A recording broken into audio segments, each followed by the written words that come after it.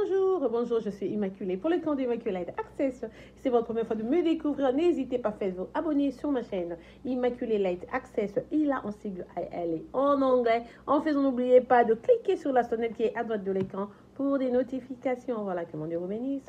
J'espère que vous êtes en train de passer une bonne journée chez vous. Parlons encore politique aux États-Unis parce que ça brûle. Qu'est-ce qui va se passer? On va impeach le président ou bien on va carrément exiger qu'il soit donc chassé de la Maison Blanche avant l'inauguration de Joe Biden parce que d'ailleurs lui-même il a déjà tweeté qu'il ne sera pas là, il ne sera pas présent, alors quoi bon le garder? Non seulement ça, il pourrait être poursuivi pour comment on dit, il a incité, donc incitation à la haine.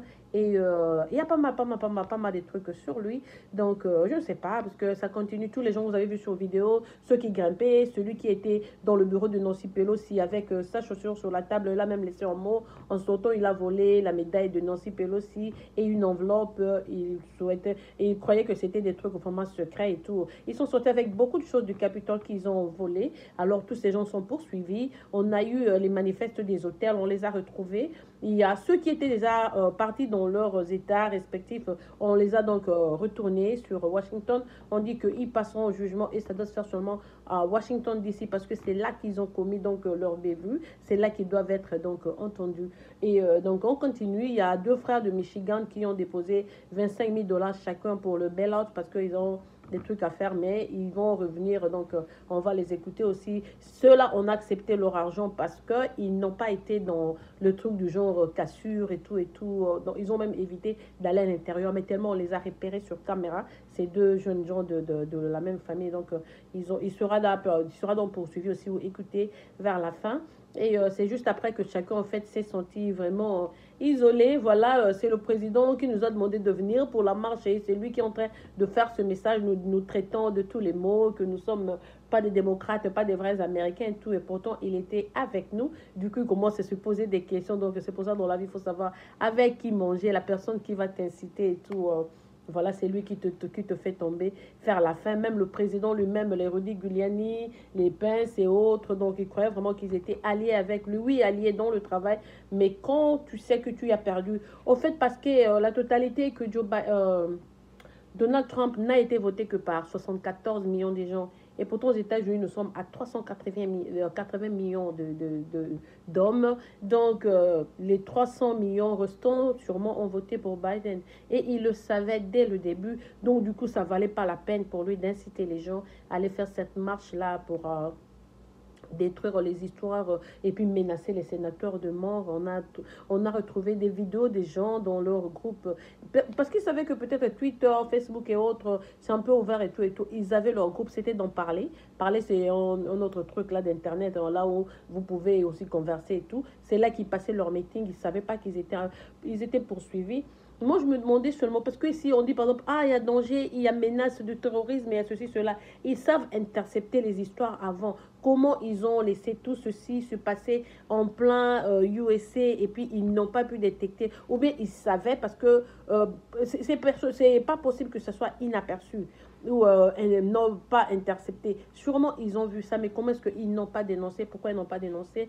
À cause de leur désordre et tout, beaucoup de gens viennent d'être chassés de leur boulot. Il y a l'ancien pilote, il y a le juge là de Florida et un autre juge du Texas. Ils sont tous chassés de leur boulot. Ceux qui ont déjà été reconnus sur vidéo, partout où ils travaillent, ils ont perdu des contrats et tout et tout. Ils sont donc en isolement. Et jusque-là, on disait qu'il y avait déjà 80 personnes donc, contre les mains de la police de Washington, mais hier, on a encore rapatrié quelques-uns qui essayaient déjà de prendre leur vol. Et puis, ils sont donc comment on dit, interdits de quitter Washington DC. Ils ne peuvent pas voyager, ils ne peuvent pas prendre des avions et tout, jusqu'à ce qu'on va arriver à la fin. Parce qu'on a perdu 5 personnes, dont du coup, il y a le meurtre qui est là, qui est responsable. S'ils étaient restés chez eux, ils n'étaient pas partis pour cette marche, ces gens-là aujourd'hui seraient donc en vie. Dans la vidéo d'aujourd'hui, en fait, je voulais sûrement demander où sont les Noirs qui sont républicains. Les Noirs qui sont républicains aux États-Unis, qu'est-ce qu'ils disent? Ils ont vu maintenant la vraie face de l'homme. Ils ont vu pourquoi beaucoup de gens se font passer soit pour indépendants ou démocrates. Parce que ça sentait louche. Il y avait anguille sous roche. tu pouvais le dire. Chaque fois qu'il y a un républicain qui est en tête, tous les noirs républicains, ils se rallient, ils vont aller, ils ont même voté pour Trump. Même les gens qui sont venus d'Afrique, nous, par exemple, au Congo, on a vu des gens, nous faisant des coups de fil, nous implorant de voter pour lui et tout, et tout, et tout. J'ai fait une vidéo sur ça. J'ai dit non, les gens doivent être libres. Vous n'avez pas à nous demander de voter pour lui parce que vous trouvez qu'il y a un intérêt. La réalité que nous vivons ici est différente de celle que vous vivez en Afrique. Donc, laissez-nous cette liberté-là. Si nos enfants qui sont aussi ici sont menacés seulement à cause de la couleur de leur peau, une personne qui soutient ce mouvement, je ne voterai pas pour elle. Donc ce n'est pas parce que non, voilà, celui-là, ceci, cela, la guerre à l'Est et tout, je ne voterai pas. Je vais considérer le fait que c'est moi qui vis ici, c'est moi qui vis la réalité. Donc c'est pour cela qu'on ne voulait pas vraiment voter pour lui. Par exemple, avec les républicains, quand... je vais donner l'exemple de Ben Carson. Ben Carson, c'est un médecin, c'est le numéro 1 neurochirurgien aux États-Unis et tout. C'est un républicain, il habite ici à Maryland. Donc, quand il a postulé pour la présidence, tous ces blancs ne l'ont pas supporté. Et pourtant, c'est un homme très, très, très intelligent et un homme très sérieux. Il a toujours été là à la télé, sur Fox News, CNN, défendre les républicains et tout. Mais quand il a postulé, il s'est vu carrément dans les oubliettes. Personne n'a supporté sa candidature pour dire que non, voilà, pour une fois, on aura un noir républicain. Non. Tous ces gens que vous avez vus barbus là à la Maison Blanche en train de casser les histoires, ils ne voteraient jamais pour un noir. Parce que pour eux, c'est presque dans leur DNA de ne pas mixer mingle avec les noirs. Ils trouvent que le noir, c'est la saleté. Le noir, c'est le moins intelligent. Le noir, c'est des gens, au fait, qui ont bénéficié du gouvernement d'antan quand on confisquait la terre aux gens, quand le noir était esclave, quand en tant que noir, tu pouvais que faire le ménage et tout et tout. Donc, leurs familles ont bénéficié de ça. Ils ont amassé des richesses, donc ils sont habitués à avoir cette vie facile. Tu fais rien, tu es à la maison, le week-end, tu vas seulement faire la pêche et tu retournes, mais l'argent dans ton compte est plein, tu vas à la banque, on te donne crédit et tout, seulement à cause de la couleur de ta peau. Mais non, la réalité sur Terre, que tout le monde doit travailler, quelle que soit la couleur de ta peau, tout le monde doit travailler. En plus, il y a des lois qui sont établies déjà aux États-Unis. Donc, quand un truc est légiféré, même si tu es milliardaire ou quoi que ce soit, qu'est-ce que tu as, comment vas-tu faire pour changer la constitution des États-Unis? Ça ne va donc pas aller. Donc maintenant, ils ont vu vraiment la vraie face des gens qui travaillent avec eux. Ils sont donc membres de sous-classe, sous-branche de KKK. Alors c'est un peu ridicule pour ces gens, hein. Ces noirs-là, vous savez l'histoire de KKK, tous ces gens qui ont maltraité les noirs, éliminé le noir et tout. Et aujourd'hui, voilà, peau noire, vous retrouvez partisans de ce parti politique. C'est un peu ridicule. C'est comme si c'est un peu l'histoire de Judas et de Jésus. Donc, tu es en train de manger avec le traître qui, pour lui, il est juste en train de regarder la montre et sait que demain, il tournera contre toi. Demain, il te fera du mal. Demain, donc, il n'a même pas besoin de toi. Mais là, pour t'utiliser, pour son intérêt, il veut ta présence et tout. Et puis après, tu ne seras pas là dans sa vie. Et une fois que tu n'es pas là, il est à l'aise parce que c'est une mission accomplie pour lui. C'est un peu ça. Donc, je crois que les non-républicains, là, ils ont vraiment honte. Ils ont honte d'abord du temps perdu, du fait qu'ils aient adhéré ce parti politique très raciste, ce parti politique qui est... je sais pas, c'est comme s'ils ignoraient. Eux, là, ils connaissent pas, ils savent pas que la réalité des États-Unis, c'est au fait, tu étudies, tu as un boulot, même si tu n'as pas étudié, tu as ton boulot, tu vas au boulot chaque jour, tout le monde vit en payant des factures, tu veux la bonne vie pour tes enfants et tout, c'est ça, tu respectes la loi. Au fait, c'est tout ce dont on a besoin. Ces gens-là qui parlent comme ça pour dire que non, parce que nous, on est blancs, voilà, on veut la suprématie, on doit être plus que... Ils souffrent eux-mêmes dans leur... Ils sont, comment on dit, ils se font des illusions, ils hallucinent, quoi. Ils veulent qu'on les traite plus que les autres et tout. Quand tu n'es pas plus que moi, pourquoi on va te donner ces grades-là comme ça? Tu n'as pas mérité. Peut-être que toi, tu restes à la maison, tu prends ton whisky et tout. Tu veux avoir cette vie-là pendant que les autres sortent pour travailler. On est tous sur Terre, on est tous humains. Tout le monde travaille pour payer ses factures, pour subvenir aux besoins de la famille, de ses enfants, de ses parents, ou même de la personne soi-même. C'est vraiment ridicule. Et là, c'est juste leur cacher leur vraie image qui vient d'être carrément exposée. Maintenant, c'est à qui on avait affaire. Parce que, au fait, moi, j'ai quitté ma maison une fois, c'était le jour des élections. J'allais voter, je partais pour voter pour Trump. Ma fille me dit, maman, tu as donné naissance à une fille. Vraiment, même pour l'amour et le respect que tu as pour moi, ne vote pas pour cet homme qui n'a pas de respect pour les femmes. J'ai dit, ah, vraiment, bon, bah. Et puis, elle me dit, prends-moi juste pour exemple, quand tu seras là, ne vote pas pour lui. Et je suis arrivée là, devant les urnes, et j'ai dit, bon, bah, j'ai voté pour Hillary cette fois-là.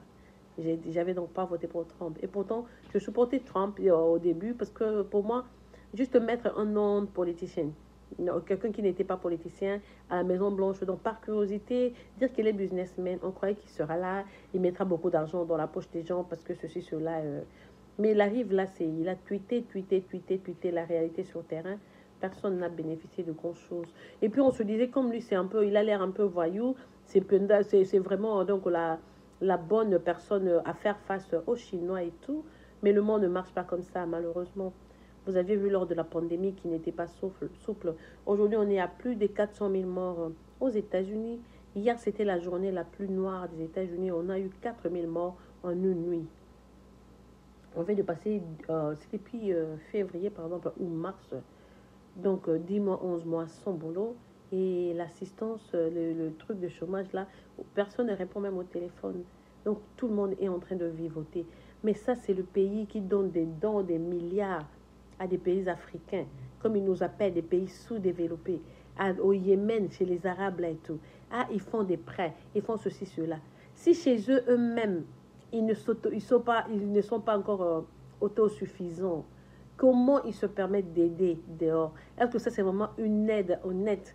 Ou bien c'est comme je te donne ça, mais je te pique de l'autre côté. Tu vois un peu? Donc je te donne pour m'approcher de toi et puis je vais voler. Ils sont en train de réfléchir là-dessus. Je crois que tu dis, non, je crois qu'il y a eu beaucoup de games qui ont été joués. Et je ne pense pas vraiment que ce pays est vraiment là où ils se disent être. Je commence à douter.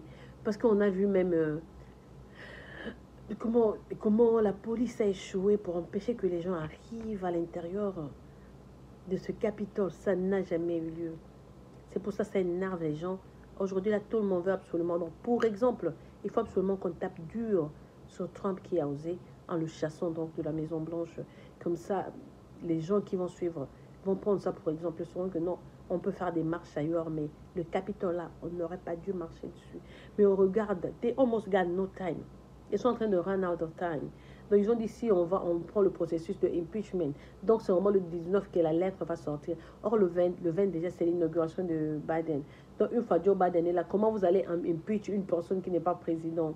Donc c'est un peu ça. Ils sont en train de stater, ils sont en train d'évaluer. Alors on verra, mais sinon les gens continuent à signer parce qu'ils étaient à 180 signatures déjà sur les 230 exigés. J'ai appris ce matin que d'autres personnes encore ont signé. Il y a beaucoup de républicains qui sont venus, qui disent que non. J'ai vu même Colin Powell, il dit qu'il ne fait plus partie du parti républicain. Donc, parce que là, quand tu es intelligent comme ça, vous savez, quand Colin Powell, il était secrétaire d'État aux États-Unis, les choses allaient très bien sous Bush et tout et tout. Mais maintenant, étant assis à la maison, tu vois ce qui se passe, tu comprends maintenant ce qu'est vraiment le Parti républicain. C'est le regret dans leur cœur. Ils se prennent pour des Judas, donc on était prêt à vendre notre peau ou nos frères pour que ces gens-ci se sentent à l'aise. C'est un peu ce qui se passe. Mais c'est, comment je dirais, les gens peuvent dire quoi que ce soit, mais moi je trouve que dans la vie, parfois, il faut seulement laisser le temps au temps. Tout ce qui est fait dans l'obscurité finira donc par exploser, par être dévoilé, donc les gens sauront exactement la vérité. C'est pour ça, après autant d'années, on a donc montré ce mouvement. C'est des petits groupes qui sont là, qui prennent des différentes appellations, mais c'est vraiment des groupes qui sont là pour pas maîtriser, mais pour maltraiter le noir demain. Et je parlais à un ami hier, j'ai fait allusion à la famille sénégalaise qui était tellement bien, mais qui a été exécuté et brûlé comme ça parce que le gars était venu d'Afrique, il a étudié, il a retrouvé sa vie. Il faut faire attention. Avec ce que nous vivons aux États-Unis, quand je vois quelqu'un venir d'Afrique après 6 mois, 7 mois, et non, moi je suis républicain, I'm like, you don't even know what you're talking about. Vous embrassez comme ça devant, vous ne connaissez pas l'histoire, tu te demandes pas pourquoi la majorité des blacks sont démocrates. Tu es seulement embrassé à cause de leur idéologie. J'étais tentée quand j'étais venue moi-même. Je suivais tellement Fox News que j'étais devenue fan de Bill O'Reilly. Un jour, je parlais de lui au travail. Tous les Noirs me regardaient. What's wrong with you? Et non, je l'aimais. À l'époque, c'était la guerre pas du Golfe, la guerre de Iran, pas Iran, Irak, les États-Unis et l'Irak, là, quand on pourchassait Saddam Hussein. Ils m'ont dit, qu'est-ce qui ne va pas dans ta tête? Pourquoi tu parles de Fox? J'ai dit, ils ont dit, non, c'est pas notre télé. Au fait, on ne regarde pas ça. J'ai dit, ben, j'aime Bill O'Reilly, j'aime Alan, j'aime Sean Hannity, tous ces gens-là. Ils m'ont dit, non, il ne faut pas regarder. Au fait, c'est des gens qui ne nous aiment pas. Ils ont même dit, ces Irlandais-là, ils ont toujours été fâchés contre nous. s'ils ont l'opportunité, ils ne te laisseront pas en vie. Alors j'ai regardé, quand je regarde maintenant la scène qui vient de se dérouler et tout, je me dis aujourd'hui que ces gens-là avaient raison. Donc, heureusement qu'ils ont convaincu, qu'ils m'ont convaincu donc, à rejoindre le parti démocrate, bien que pas mal de fois je suis indépendante. Je n'aime pas dire que je suis parti. En fait, moi, je vote pour les idées. Donc, je choisis, je vois l'idéologie du groupe. Qu'est-ce que le groupe présente? Si c'est bénéfique pour moi, je vais pour cela. Même être démocrate républicain aussi, tu as toujours cette liberté-là. Maintenant, pourquoi les Noirs votent pour les démocrates? Parce que sous les démocrates, il y a quand même une sécurité assurée. Mais quand les républicains font là, c'est le genre, tu sais même pas si tu vas te réveiller le matin. Parce que on peut juste venir à ta porte. Et il y a toujours cette peur-là. Même quand tu vois que tu dis sûrement je suis en danger. Parce que si t'est arrivé quelque chose, tu appelles la police. La police peut faire exprès, venir lentement et tout et tout. Aux États-Unis, en fait, ça se fait pas. Mais il y a des cas où la police peut venir, ou carrément la police peut te manquer même de respect. Il y a des gens qui, moi-même, ça m'était arrivé à Atlanta. Je me suis arrêtée pour parler à un policier parce qu'il était perdu. Je cherchais la route. Et puis après, il m'a montré exactement où partir. J'arrive chez moi à la maison 2 jours après. Je vois qu'il avait eu donc la plaque de la voiture. Il m'a demandé d'aller payer $700 de fine. Fine pourquoi? J'ai pas brûlé de feu, j'ai pas eu d'accident, j'ai pas. Non, non, non, non. J'étais sortie, j'ai mis ma voiture de côté devant un mall. Je vais à pied lui parler. Et puis après, il me fine. Je suis allée au tribunal, j'ai fait ça. Je n'ai pas payé ça jusqu'à aujourd'hui, ces $700 là. C'est parti comme ça. Il faut faire donc attention, il faut vraiment écouter l'histoire. Quand tu vois les autres Africains rejoindre le Parti démocratique, c'est parce qu'il y a des choses, peut-être qu'en tant qu'Africain, que l'on ne connaît pas. Beaucoup de gens disent non, mais bon, la liberté qu'on a eue, parce que tu es républicain qui étaient là, ils ont accepté. Mais avant d'accepter, c'était quoi? Et qu'est-ce qui se cache là derrière? Pourquoi ils doivent avoir des petits groupes là parlant de ceci, cela? Ils veulent se protéger contre quoi? Quand tout le monde travaille, tout le monde va au boulot, comme tout le monde, tu as des besoins, j'ai des besoins, tu as une famille, j'ai une famille, je veux que payer mes factures et vivre à l'aise. Pourquoi cette haine-là en eux?